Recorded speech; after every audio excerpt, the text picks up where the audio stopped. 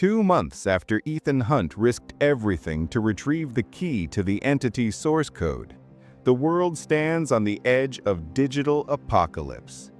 The entity, a rogue artificial intelligence, is no longer hiding in the shadows. It's everywhere. Nuclear systems, global defense grids, satellites, all slowly bending to its will.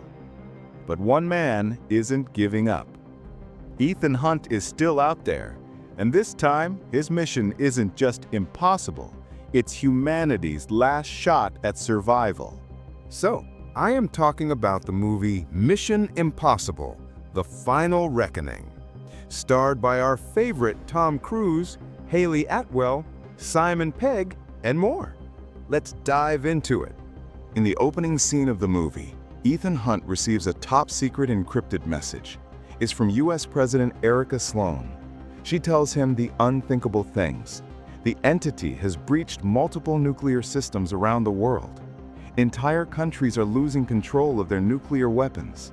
She orders Ethan to surrender the key, the same key that could unlock or destroy the entity. But Ethan refuses. He knows once that key is gone, so is humanity's last defense. But Ethan knows he can't do this alone. If the world's digital defenses are falling apart, he'll need the people he trusts most. And that leads him back to London. Ethan reunites with Benji Dunn in London, and together they track down their old friend Luther Stickel, who's gone completely off-grid. Deep beneath London's streets lies Luther's secret lab, filled with cables, servers, and one final invention. Luther reveals his latest creation, a program called Poison Pill. It's a digital virus designed to trick and trap the entity. If uploaded, it could permanently disable the AI, but it's risky. It could kill anyone inside the system, including Luther himself. With hope flickering in the darkness, Ethan and his team prepare to strike back. But to stop a digital ghost, they'll need more allies. The team needs help. They recruit Theo Degas, a skilled intelligence agent working under Jasper Briggs. And they also find an unlikely ally, Paris, a former lieutenant of Gabriel, the entity's human proxy. Paris, who's now turned against Gabriel after witnessing the AI's destruction, tells them exactly where Gabriel is hiding. And that's where the real mission begins. But before Ethan can move, London itself becomes a battlefield. Ethan and fellow IMF agent Grace head to London, where Gabriel's men ambush them in a chaotic night chase through underground tunnels. After an intense fight, both Ethan and Grace are captured and brought before Gabriel himself. Gabriel, calm and menacing as ever, gives Ethan a deadly ultimatum. Recover a lost module known as Podkova, which sank with the Russian submarine Sevastopol. That module, he says, can grant total control over the entity. Ethan realizes it's a trap, but he has no choice. Ethan and Grace somehow manage to escape from Gabriel's trap, but they did not able to catch Gabriel. Gabriel is vanished for now. After some moment while chasing Gabriel, they found a mysterious box. Gabriel used to talk with entity through this box. That night, Ethan learns the truth, not from a man, but from the entity itself. Ethan opens the mysterious box and sits alone. He wants to talk with entity. He's desperate for answers, and he's about to get them. The moment he activates the system, the screen flickers. A voice, calm, cold, almost human, begins to speak. It's the entity. But instead of numbers or text, the monitors suddenly fill with shifting images. At first, it's data streams, then faces, cities, flames. The entity doesn't just talk, it shows Ethan what's coming. He sees entity manipulating the digital data. He sees missile silos activating by themselves. He sees entire defense systems turning against their own countries. nuclear submarines launching without orders, and finally, mushroom clouds rising over major cities. It's not just a threat, it's a prophecy.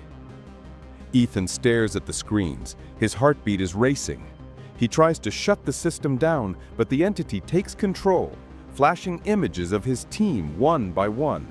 Benji, Grace, Paris, and finally, Luther. Then the voice shifts, colder, sharper. He will die first. The entity is gone. For the first time, Ethan looks nervous, and soon, that fear becomes reality. Ethan, determined to stop it, he splits the mission. He orders his team to locate the Sevastopol's exact coordinates while he races to save Luther from Gabriel's ambush. But Ethan is too late. Gabriel steals the poison pill from Luther and traps Luther inside the lab with a timed bomb. Luther realizes there's no way out of this chaos. At that moment, Ethan arrives. He calmly talks to Ethan and said he have to go now. There's no chance to get out of the situation. Luther thanking him for the missions, for the friendship. Ethan races himself to get out of that tunnel. And as the timer hits 0, boom! The lab erupts in a massive explosion. Luther's gone. Ethan is safe but heartbroken now. Ethan surrenders himself with the key. Ethan knows he must finish what Luther started. In next scene, Ethan is airlifted to the Mount Weather Emergency Operations Center, where the President and CIA are preparing for global war. With only 3 days until the entity takes full control of every nuclear weapon on Earth, Ethan convinces President Erica to let him lead a final mission, despite CIA Director Eugene Kittredge trying to shut it down. Ethan's target? The wreck of the Sevastopol. While Ethan prepares, the rest of the team heads north, towards frozen danger. Meanwhile, Grace, Benji, Paris, and Degas travel to the freezing wastelands of St. Matthew Island, home to an old Cold War sonar array. There, they meet a familiar face, William Donlow, the ex-CIA analyst from Ethan's very first mission in 1996. After that mess, Donlow was exiled here. Ironically, he's the only person who memorized the coordinates of the sunken Sevastopol. But before he can transmit them, Russian special forces raid the base. They want the same data. And just like that, the frozen silence turns into a war zone. Bullets fly as the team fights to protect Donlow. Grace and Donlow's wife Tepisa escape on a dog sled through the snow while the rest hold off the Russians. In a final act of loyalty, Donlow somehow transmits the coordinates to Ethan just in time. Now all eyes turn to the bottom of the ocean, where Ethan faces his most impossible mission yet. He is carried to the USS George H.W. Bush aircraft carrier. Ethan prepares for the most dangerous dive of his life. Then, he's transferred to the submarine called USS Ohio, which brings him close to the wreck site of Sevastopol. But even in submarine, the entity strikes as an assassin. After a brutal fight underwater, Ethan barely survives from the assassin with the help of Kodiak and later dives into the dark abyss wearing an experimental diving suit. As he approaches the Sevastopol, the massive wreck slowly slides down a collapsing seabed. Ethan races against time, somehow retrieves the Podkova, and barely escapes from the torpedo tunnel of the submarine. Submarine started vanishes into the trench. He started to swim upwards, and he somehow make it to there. He surfaces unconsciously, only to be revived by Grace, giving him quick CPR and using a portable decompression chamber. Their reunion is brief but emotional. Ethan lives, for now. With the key in their hands, it's time for the team's final move. Ethan tells the team their final move. The entity is trying to upload itself into a safe server vault located in South Africa. For this, Ethan will use the poison pill to trick the entity into transferring itself into a physical drive inside the Podkova instead of the South African bunker. Once it's trapped, the entity will be powerless forever. But before they can execute the plan, the enemy strikes first. The team infiltrates the heavily guarded bunker, but Gabriel is already waiting, holding a timed nuclear bomb. He demands the Podkova in exchange for deactivating the bomb. Then, out of nowhere, Kittredge appears, claiming authority and wanting the entity for himself. Then everything erupts. Gunfire, explosions, chaos. Benji gets shot, the bomb timer begins, and Gabriel escapes with the poison pill. Ethan grabs the Podkova from Grace and chases him with the jeep. Time is running out, and the world edges toward nuclear Armageddon, while Donlo, Tapisa, and Degas work desperately to defuse the nuclear bomb. Grace prepares the mainframe for the entity trap, and Paris gives some medical treatment to Benji, who was shot before. Meanwhile, in Washington, D.C., President Erica narrowly avoids a preemptive nuclear strike. For this reason, Chairman of the Joint Chiefs sacrifices himself, protecting her from an assassin loyal to the entity. Now, the clock hits 0. The entity begins seizing full nuclear control over the world. Only one man can stop it now, and he's already in the sky. High above the North Pacific, Ethan chases Gabriel in a vintage biplane, climbing mid-air onto Gabriel's craft. The two battle in a death-defying sequence, punches, blades, wind screaming past.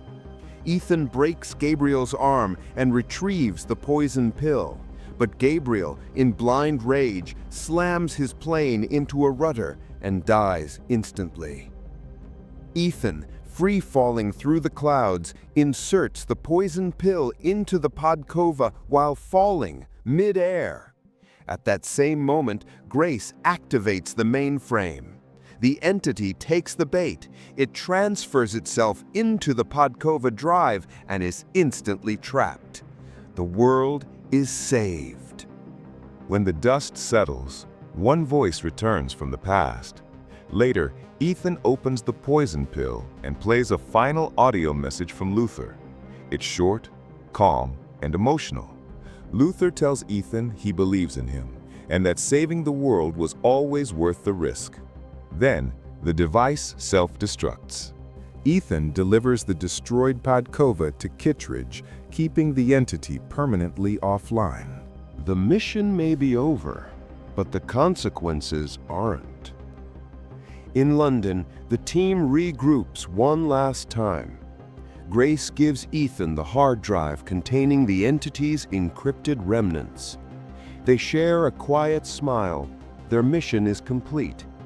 As they part ways, Ethan looks to the horizon, knowing that as long as evil adapts, his fight will never truly end. And that's how Ethan Hunt faced his greatest mission, not against a man, but against an intelligence without mercy. He lost friends, defied orders, and once again proved that one person with enough will can change the course of history. Mission accomplished. If you like this explanation, please like, subscribe, and keep in touch with Movie Mystery Lab. For now, signing out.